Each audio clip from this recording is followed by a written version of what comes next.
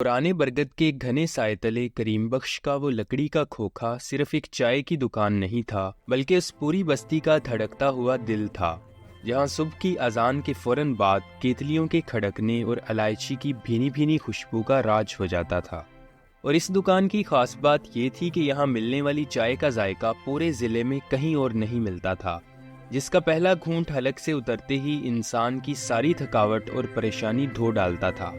मगर हैरत की बात ये थी कि करीम बख्श चाय बनाते वक्त एक छोटी सी पोटली से एक चुटकी सफूफ निकालकर उबलते हुए दूध में डालता था, और बस यही वो लम्हा होता जब फिजा में एक सहर अंगेज महक फैल जाती, जिसे सूंघ कर राहगीर भी रुकने पर मजबूर हो जाते। लेकिन किसी को मालूम नहीं था कि इस पोटली में क्या है,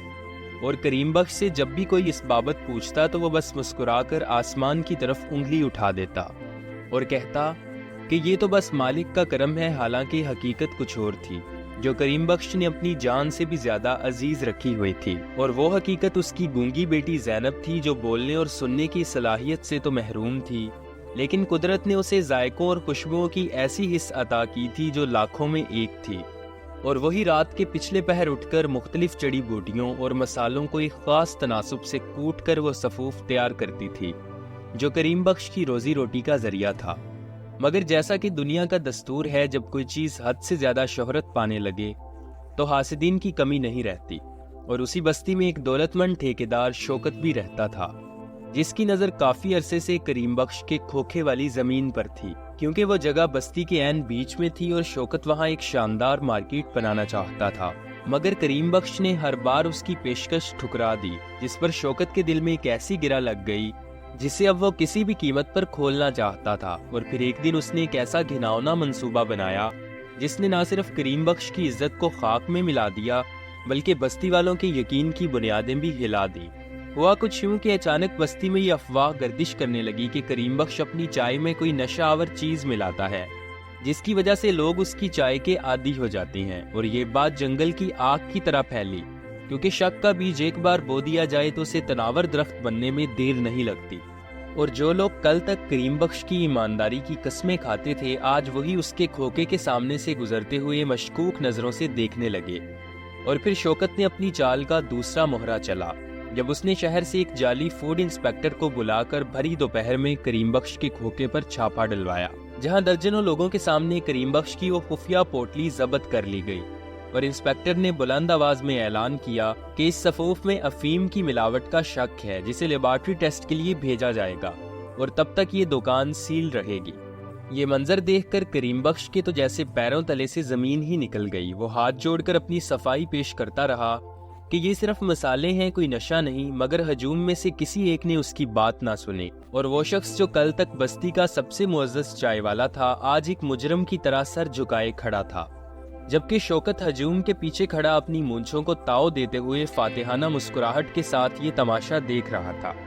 जिसके बाद करीम बख्श घर पहुंचा तो उसकी हालत गैर थी, और ज़ैनब जो दरवाजे की ओट से अपने बूढ़े बाप के लड़खड़ाते कदम देख रही थी, सब समझ गई, क्योंकि बाप का चेहरा बेटी के लिए खुली किताब होता है। और जब करीम ने रोते हुए उसे बताया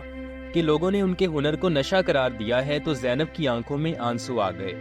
मगर साथ ही एक अज़म भी था, क्योंकि वो जानती थी कि सच्चाई को छुपाया तो जा सकता है, मगर मिटाया नहीं जा सकता।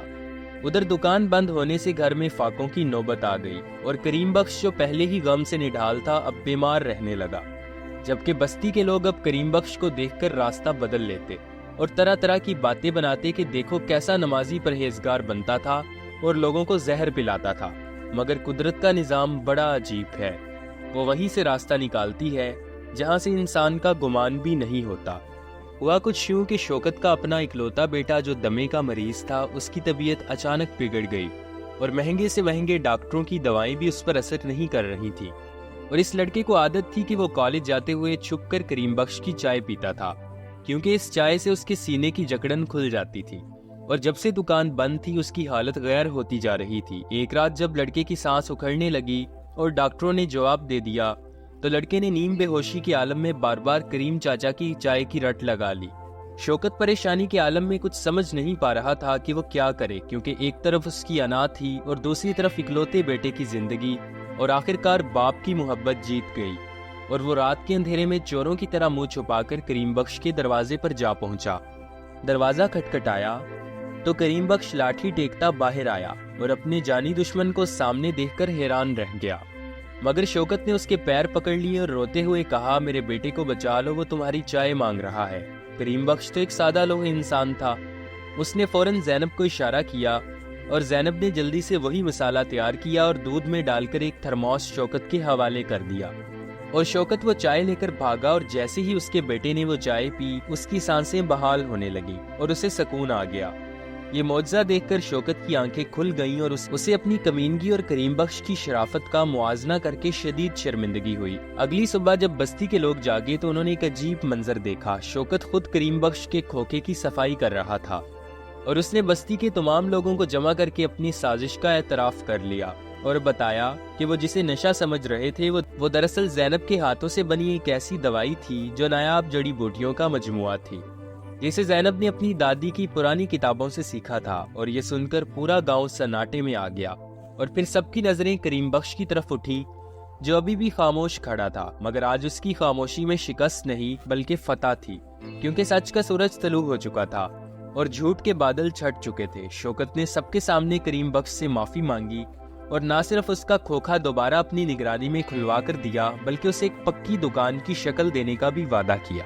کریم بخش کا کھوکھا پھر سے چلنے لگا۔ اس کہانی نے بستی کے ہر بچے، بوڑھے اور جوان کے دل پر یہ نقش کر دیا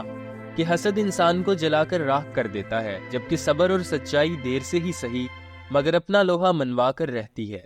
اور یوں وہ بستی دوبارہ امن و سکون کا گہوارہ بن گئی،